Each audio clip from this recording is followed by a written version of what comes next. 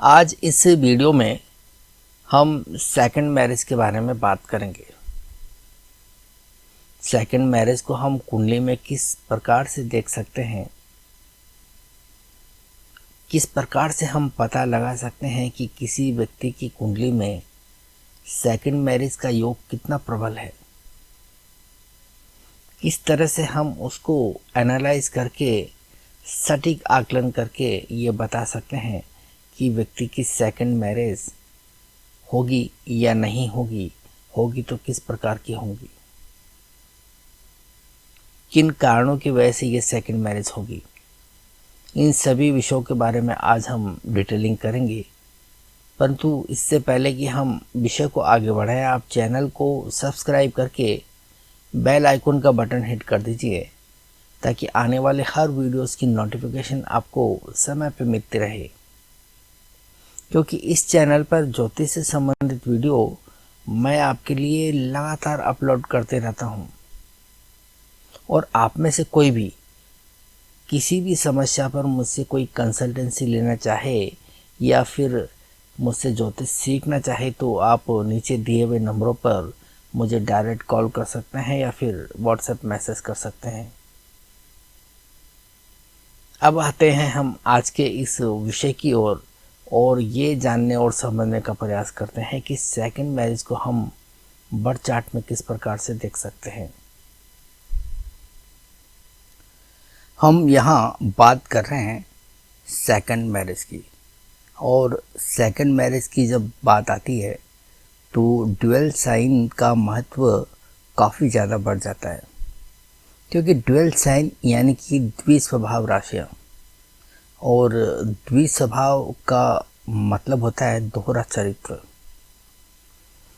ये राशियाँ दोहरे चरित्र को दर्शाती है और सेकंड मैरिज में भी जो है हमें यही दोहरा चरित्र देखने को मिलता है।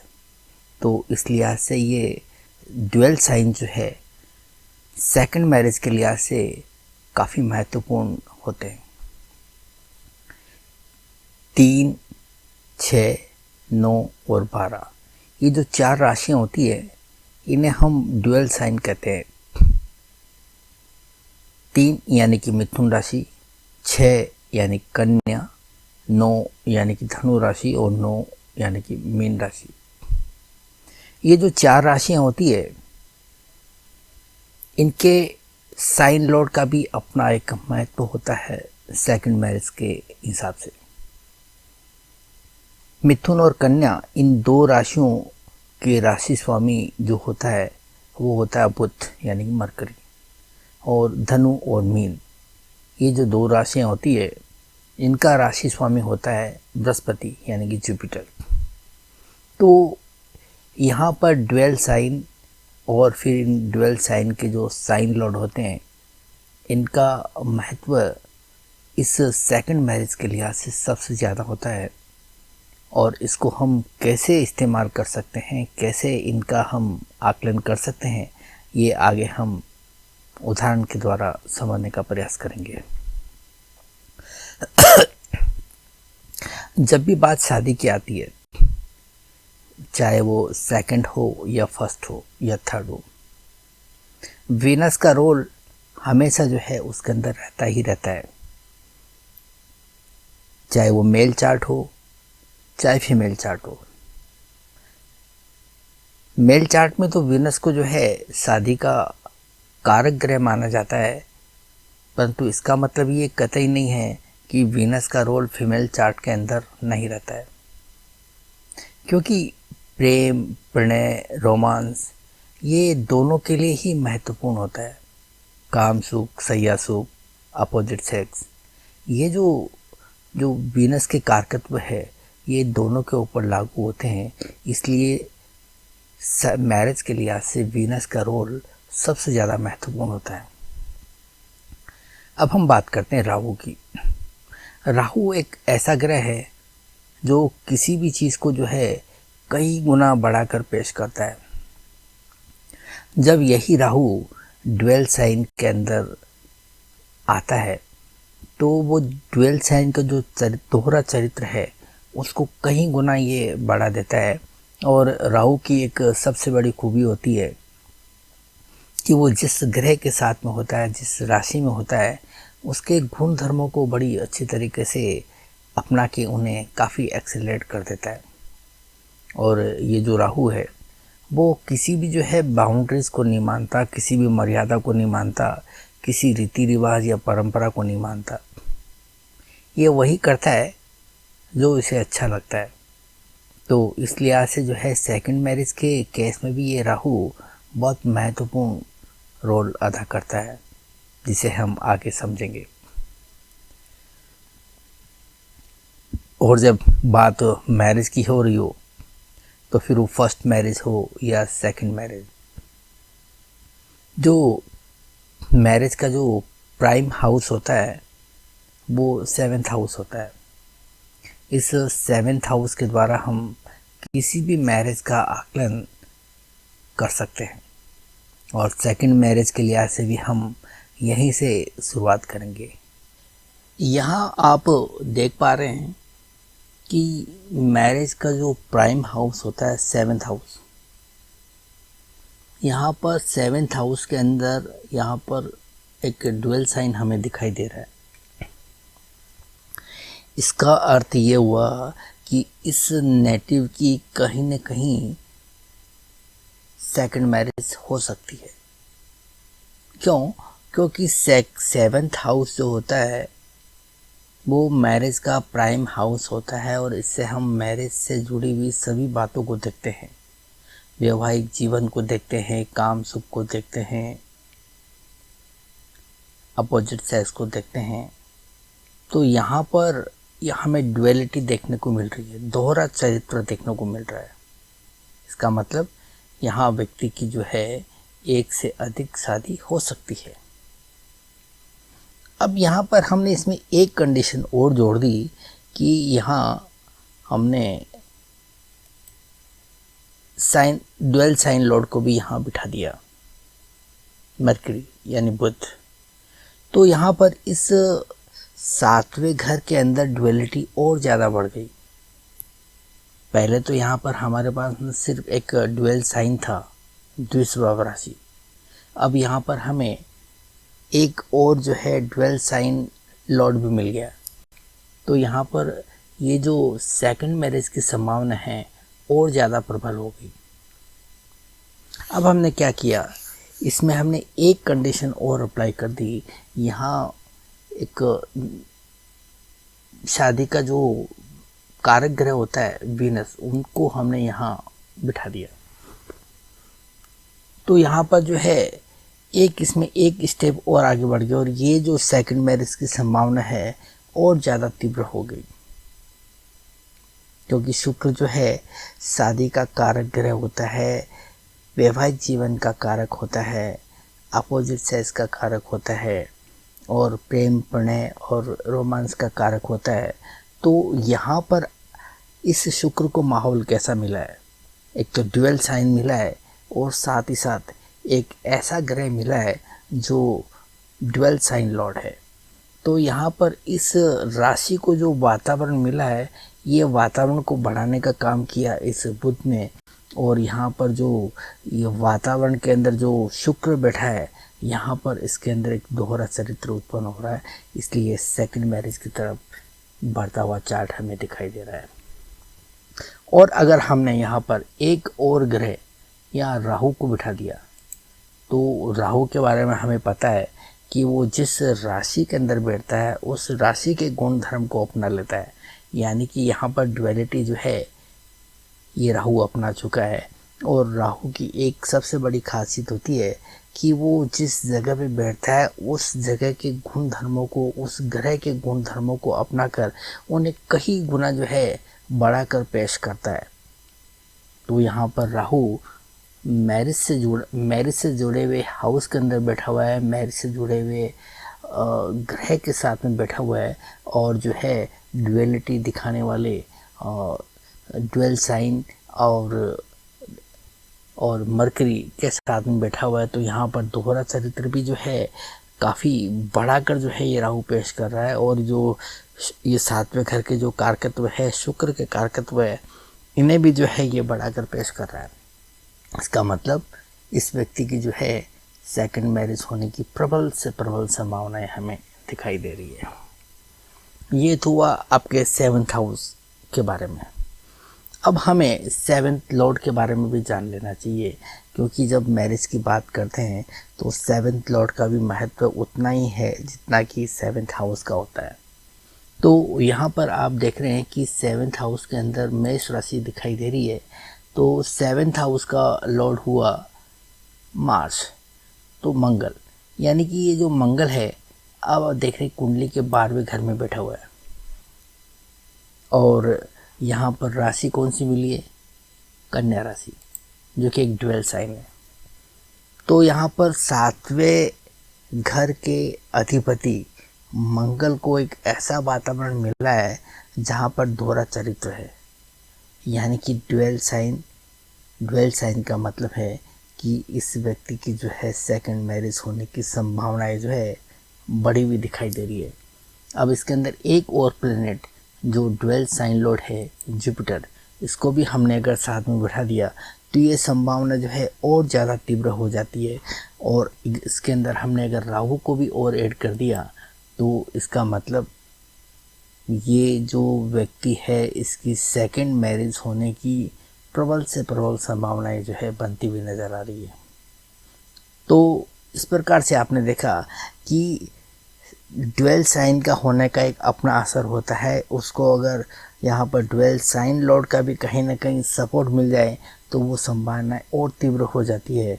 और उसके अंदर एक शादी का कारक ग्रह वीनस या फिर जो है राहु का कॉम्बिनेशन बन जाता है, तो फिर ये प्रबल से प्रबल संभावनाएं बनती हुई नज़र आती है।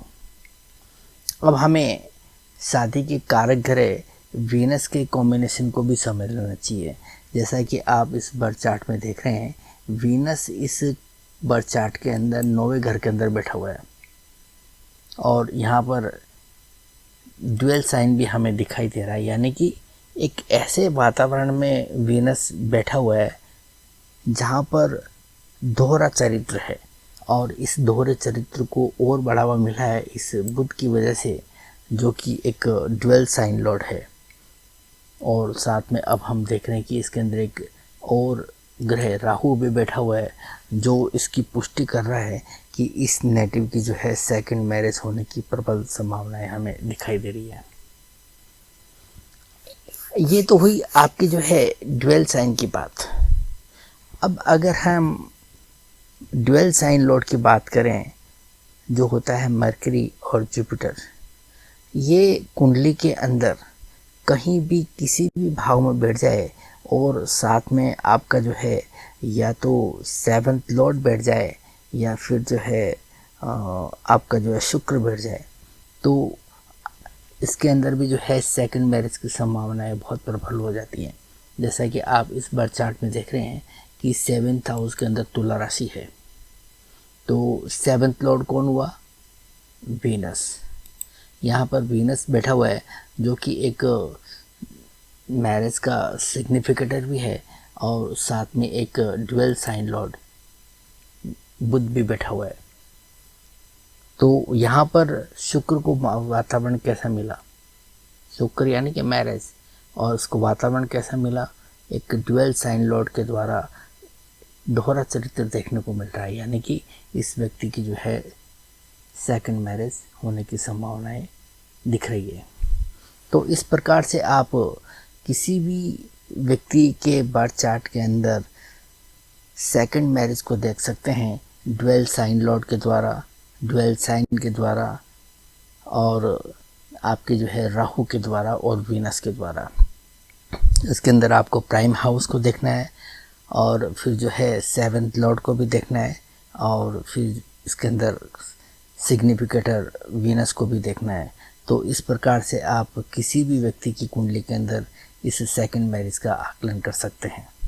अभी तक सेकंड मैरिज को लेकर हमने ड्यूअल साइन के बारे में बात की है कि ड्यूअल साइन का सेकंड मैरिज में क्या रोल होता है, किस प्रकार से ये सेकंड मैरिज को निर्धारित करते हैं।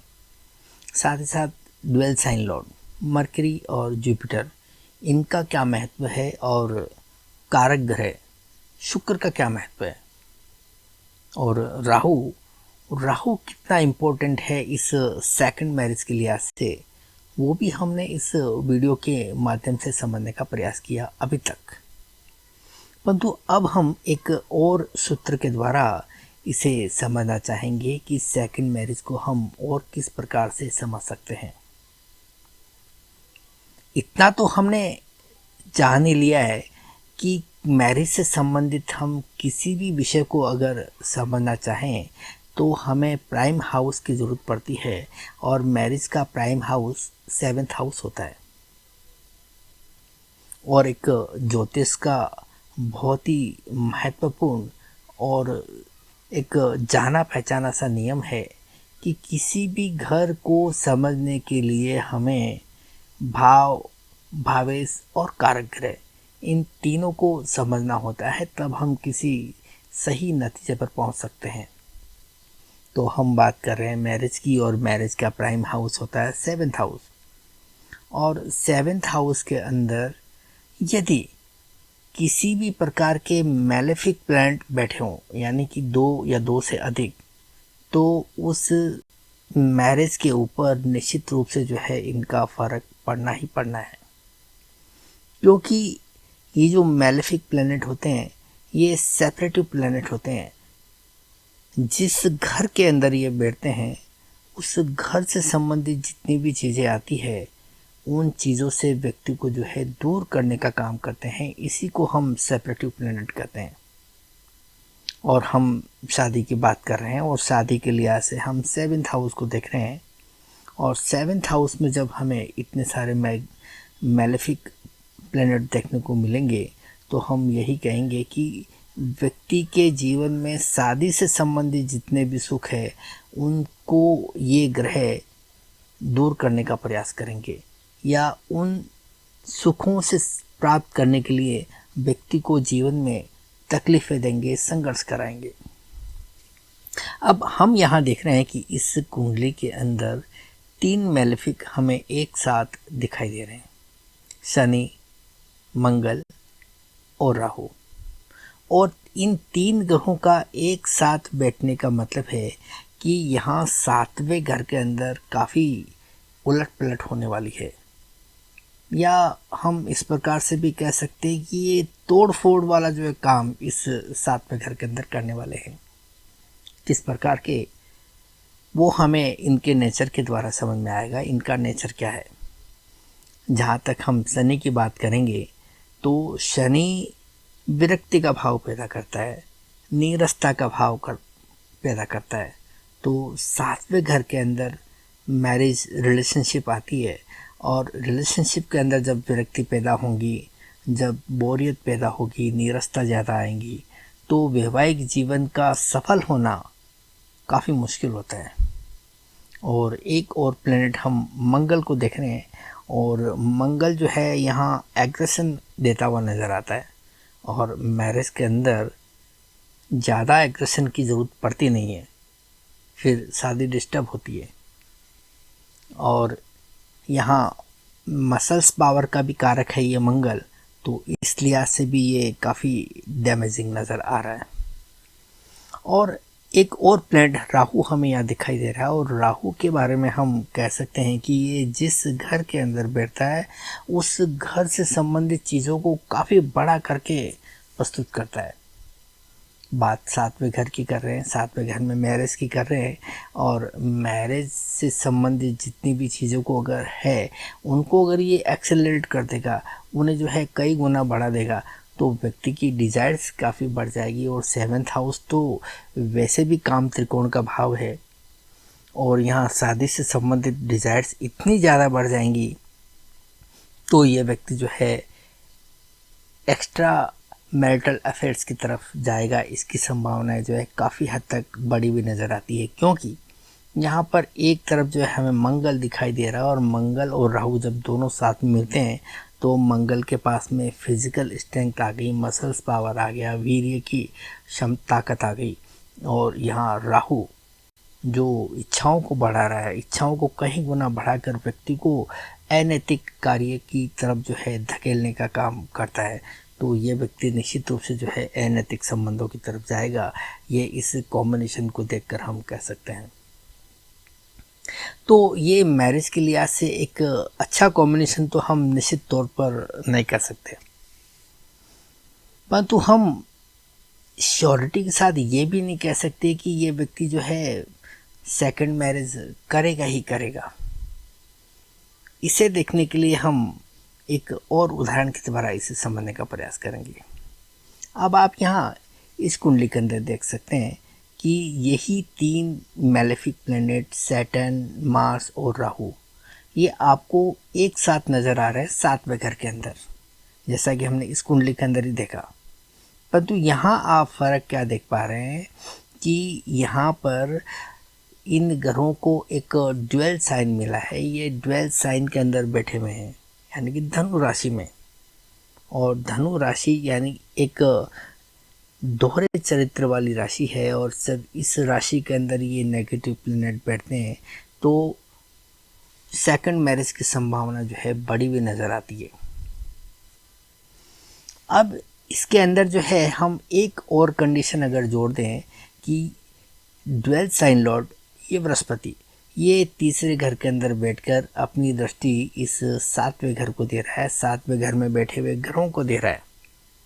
तो इसका मतलब क्या हुआ, एक तो 7वें घर के अंदर पहले से ही उलट पुलट ज़्यादा है, उठा पटक ज़्यादा है, ऊपर से एक जो साइन मिला है वो ड्वेल साइन है, सेकंड मैरिज की संभावना बढ़ती नज़र आ रही है।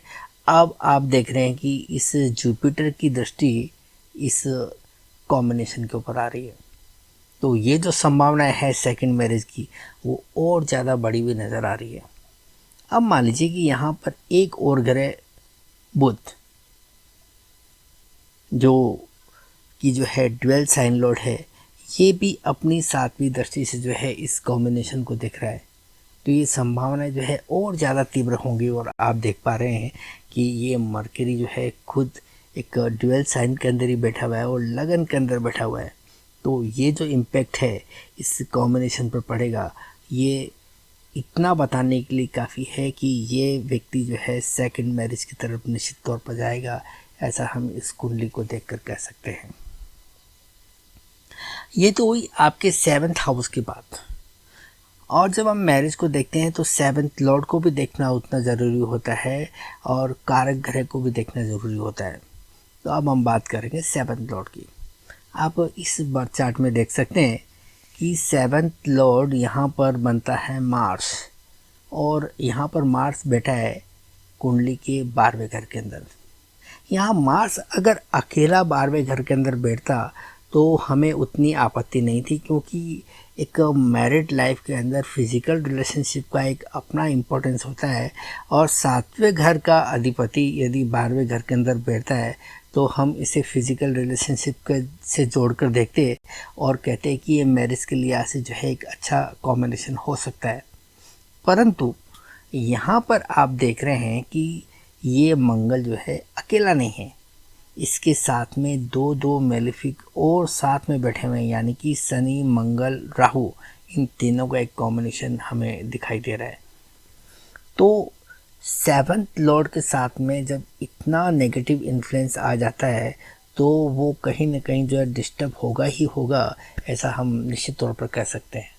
और ये जिस भाव के अंदर कॉम्बिनेशन बना है वो भाव भी तो 12वां भाव है, जो सैया सुख का कारक है, जिसे हम फिज़िकल एक्टिविटीज़ को देखते हैं, वो यहाँ पर जो है काफ़ी नेगेटिविटी प्रदान करते हैं, क्योंकि मंगल के साथ में दो मेलेफिक इस वासना को जो है कई गुना बढ़ाकर पेश करने जा रहे हैं। और यहाँ पर इनको साइन भी मिला है ड्वेल साइन, कन्या राशि। इसका मतलब इनकी एक्सपेक्टेशन इतनी ज़्यादा है, इतनी डिज़ायर्स इतनी ज़्यादा है कि ये जो है सेकंड मैरिज यानी कि एक्स्ट्रा अफेयर्स की तरफ भी जा सकते हैं, सेकंड मैरिज की तरफ भी जा सकते हैं। तो ये एक सेकंड मैरिज वाला कॉम्बिनेशन हो गया। परंतु आप यहाँ एक और कॉम्बिनेशन देख सकते हैं। यहाँ पर आप रिलेशनशिप, शारीरिक सुखों का कारक शुक्र ये कुंडली के छठे घर में बैठा हुआ है और एक ड्यूअल साइन के अंदर बैठा हुआ है। यानी कि ये जो शुक्र है अपना शारीरिक सुख जो है किसी अन्य माध्यम से देखने का प्रयास कर रहा है। और साथ ही साथ एक और ग्रह बुध यहाँ पर स्थित है जो कि एक ड्यूअल साइन लॉर्ड है। तो वीनस का एक ड्यूअल साइन में बैठना और ड्यूअल साइन लॉर्ड के साथ में बैठना ये एक अपने आप में एक सेकंड मैरिज का कॉम्बिनेशन हो गया। परंतु यहाँ पर तो स्थिति और ज़्यादा कठिन होती हुई नज़र आ रही है कि यहाँ पर वीनस और मरकरी दोनों के दोनों ही ग्रह सेवंथ लॉर्ड को एस्पेक्ट दे रहे हैं, जो कि यहाँ पर एक सेकंड मैरिज का कॉम्बिनेशन बना रहे हैं। तो यहाँ पर ये कॉम्बिनेशन जो है इतना ज़्यादा तीव्र हो गया, इतना ज़्यादा घातक हो गया कि ये सेकंड मैरिज करेगा ही करेगा। इसके अलावा जो है दूसरा कोई हमें और बिना सोचे समझे आप ये कह सकते हैं कि ये व्यक्ति सेकंड मैरिज की तरफ जाएगा, क्योंकि यहाँ पर हमें एक नहीं बहुत सारी चीज़ें एक साथ देखने को मिल रही है। ये तीन मेलेफिक का जो है सेवंथ लॉर्ड के साथ में होना, ड्यूअल साइन में होना और कुंडली के 12वें घर के अंदर होना, और फिर जो है कारक ग्रह शुक्र का 7वें से 12वें में होना, और फिर एक ड्यूअल साइन में होना, ड्यूअल साइन लॉर्ड के साथ में होना, और फिर ये दोनों ही ग्रह जो है सेवंथ लॉर्ड को एस्पेक्ट देना। बहुत ही मुश्किल है इस कॉम्बिनेशन से बच पाना। और यहाँ आप देखिए इस जुपिटर को देखिए, यहाँ पर ये जो जुपिटर है ये भी एक ड्यूअल साइन लॉर्ड है और ये भी अपनी एस्पेक्ट इस कॉम्बिनेशन को दे रहा है। तो आप अंदाज़ लगा सकते हैं किस प्रकार का कॉम्बिनेशन है। अब हम यहाँ एक और उदाहरण लेंगे कारक ग्रह का। जैसा कि हमें पता है शारीरिक सुखों का कारक शुक्र होता है, और शुक्र आप देख पा रहे हैं कि इस कुंडली के अंदर 9वें घर के अंदर बैठा हुआ है। 9वें घर से हम सेकंड मैरिज को देखते हैं, और सेकंड मैरिज 9वें घर से ही क्यों देखते हैं इसको भी समझने की ज़रूरत है। परंतु इसे हम इसी वीडियो में या फिर नेक्स्ट वीडियो में आगे समझने का प्रयास करेंगे, क्योंकि अभी मैं फ़िलहाल जो है आपको इस वीनस के कॉम्बिनेशन की बात कर रहा हूँ और इसी तक जो है सीमित रहूँगा। तो यहाँ 9th हाउस के अंदर ये शुक्र बैठा हुआ है। 9th हाउस से हम सेकंड मैरिज देखते हैं, और वीनस का 9th हाउस में बैठना और जो है एक ड्यूअल साइन के अंदर बैठना इस बात की तरफ इशारा है कि ये व्यक्ति सेकंड मैरिज की तरफ जाने की सोच रहा है। अब यहाँ हम देख रहे हैं कि एक कॉम्बिनेशन शनि मंगल राहु का यहाँ भी हमें दिखाई दे रहा है। तो ये जो वीनस है ये पूरी तरह से जो है अफ्लिक्शन में आ गया, और इसकी जो भावनाएं हैं वो काफ़ी तीव्र हो गई है। काफ़ी जो है ये अलग तरह का जो है कैरेक्टर बन के तैयार हो गया। जब वीनस इन तीन मेलेफिक के द्वारा प्रभावित होगा तो ये व्यक्ति के ऊपर किस प्रकार से असर डालेगा, वैवाहिक जीवन पर किस प्रकार का असर डालेगा, ये आप समझ सकते हैं। इसे समझना कोई मुश्किल काम नहीं है। अब यहाँ मान लीजिए कि ये जो एक ड्यूअल साइन लॉर्ड है या मरकरी की भी एक दृष्टि आ गई, तो ये कॉम्बिनेशन ज़रा और ज़्यादा तीव्र हो गया। शादी यानी कि सेकंड मैरिज की संभावनाएं और ज़्यादा प्रबल होगी। तो इस प्रकार से होते हैं मेलेफिक प्लैनेट्स, वो शादीशुदा जीवन को किस प्रकार से प्रभावित करते हैं, किस प्रकार से व्यक्ति की भावनाओं को भड़काते हैं, किस प्रकार से जो है वैवाहिक जीवन को डिस्टर्ब करते हैं।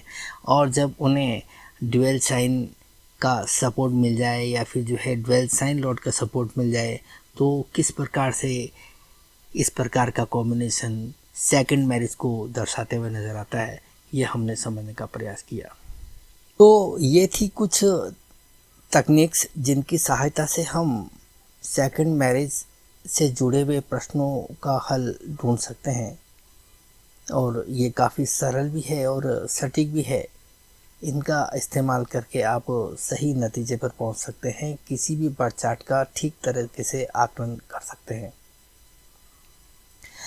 इस टॉपिक पर हम और भी बहुत सारी बातें करने वाले हैं, परंतु इस वीडियो की लेंथ थोड़ी ज़्यादा बढ़ जाने के कारण मैं आज इस वीडियो को यहीं पर क्लोज कर रहा हूँ और बाकी का जो छूट गया है उसे हम नेक्स्ट वीडियो में समझने का प्रयास करेंगे। तो ये टॉपिक हमारा कंटिन्यू रहेगा। नेक्स्ट वीडियो में हम इसे और अधिक टेक्निक्स के साथ में और अधिक सूत्रों के साथ में समझने का प्रयास करेंगे। तो आज के लिए इतना ही। मिलते हैं अगले वीडियो में किसी और नई जानकारी के साथ में। तब तक के लिए इजाज़त। Thank you.